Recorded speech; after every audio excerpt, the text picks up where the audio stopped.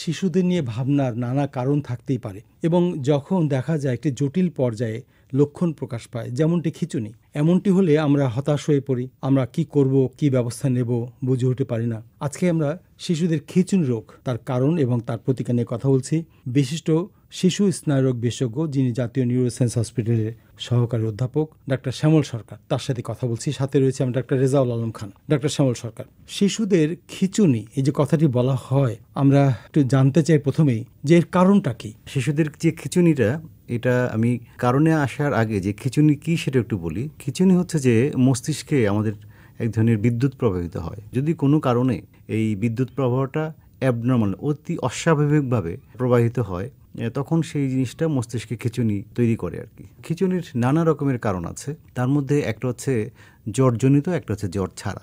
যখন জ্বরের সাথে খিঁচুনি হয় তখন আমরা চিন্তা করি যে মস্তিষ্কে তার কোনো ইনফেকশন হলে কিনা, যেমন মেনিনজাইটিস, এনকেফালাইটিস, এই ধরনের ব্রেনের ইনফেকশন হয়ে থাকে। আবার আরেকটা জ্বরের সাথে খিঁচুনি আছে যেখানে মস্তিষ্কে কোনো ইনফেকশন নাই, কিন্তু একটা বাচ্চার জ্বরের সাথে খিঁচুনি হয়।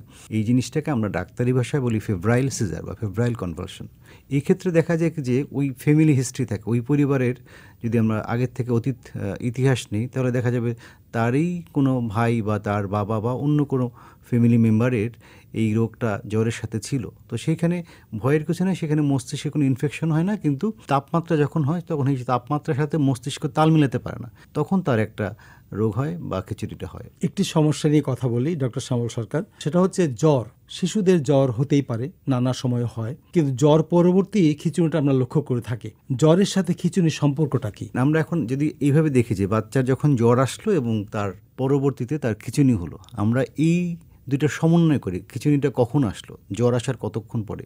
যদি দেখা যায় যে খিঁচুনিটা জ্বর আসার কতক্ষণ পরে, মানে একদিনের মধ্যেই হলো, তাহলে আমরা এটাকে সাধারণত ফেব্রাইল সিজার যেটা বললাম সেটাই মিলিয়ে থাকে, এবং তাকে শুধু এটুকু ভাবলেই হবে না, তখন আমরা মিলাই যে তার খিঁচুনি এবং জ্বর এছাড়া তার অন্য কোনো সমস্যা আছে কিনা। যেমন বাচ্চাটা অজ্ঞান হয়ে গেছে কিনা, সে তার ঘাড়টাকে সোজা করতে পারছে কিনা। অনেক সময় আমরা বলি নেক রিজিডিটি, ঘাড় শক্ত হয়ে যায়, ঘাড় সোজা করতে পারে না। এই ধরনের অন্য কোনো অস্বাভাবিক লক্ষণ তার মধ্যে আছে কিনা।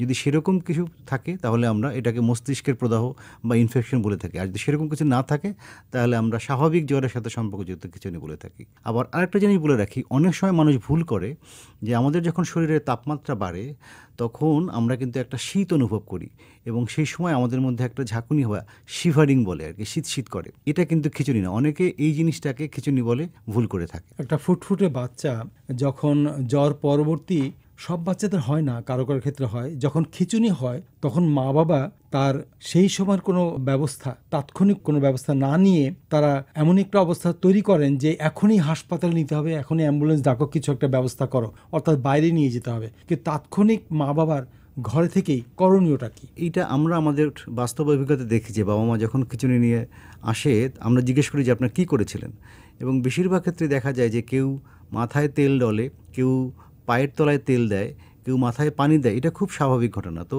আমি অভিভাবকদেরকে বলবো যে এসবের কিছুই করার নেই। আপনারা শুধুমাত্র বাচ্চাটাকে ডান বা বাম কাতে করে শুয়ে রাখবেন, বাচ্চাটার ঘাটটা যাতে সোজা থাকে সেই দিকটা খেয়াল রাখবেন, এবং বেশি মানুষকে ভিড় করতে দেবেন না।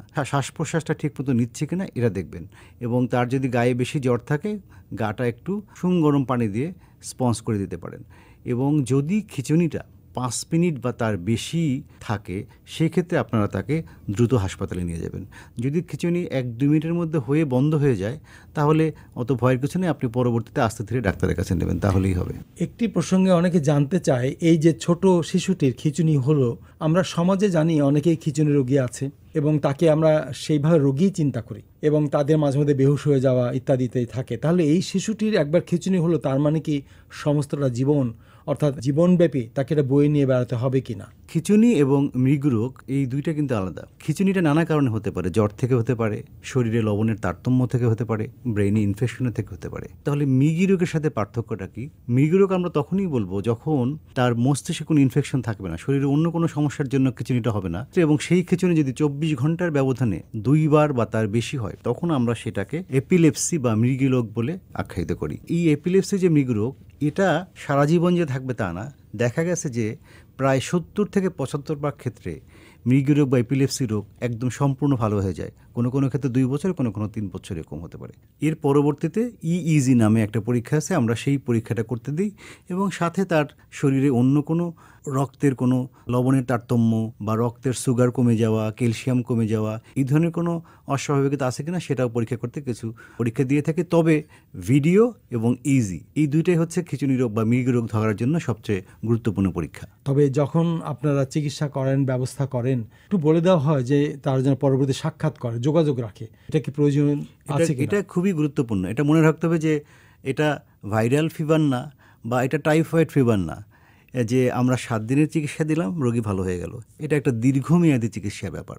আমি আগেই বলেছি যে খিঁচুনি রোগ পুরোপুরি নিরাময়যোগ্য তখনই বলবো যখন আমরা একটা খিঁচুনির ওষুধ দেওয়ার পরে সেই ওষুধটা যদি তার শরীরে কাজ করা শুরু করে এবং যদি ওই ওষুধটা শুরু করার পরে তার একদম 2 বছর যাবৎ কোনো একবারও খিঁচুনি হয়নি, এরকম যদি কোনো হিস্ট্রি পাই এবং তার পরবর্তীতে আমরা একটা ইইজি পরীক্ষা করে যদি দেখি সেই ইইজিতেও তার কোনো খিঁচুনি নাই, যদি এই দুইটা জিনিস মিলে 2 বছর যাবৎ তার একবারও খিঁচুনি হয়নি এবং 2 বছর পরে আমরা যে ব্রেনের পরীক্ষাটা ইইজি করিয়েছি যদি সেইটা নর্মাল থাকে, তখন আমরা আস্তে আস্তে পরবর্তী 2, 3, 4 মাস যাবৎ ধীরে ধীরে এই ওষুধটা বন্ধ করে থাকি। সুতরাং আপনাকে অবশ্যই ডাক্তারের পরামর্শ মতো কখনো 1 মাস পরে, কখনো 2 মাস বা 3 মাস পরে ডাক্তারের কাছে আসতে হবে, ফলো আপে আসতে হবে।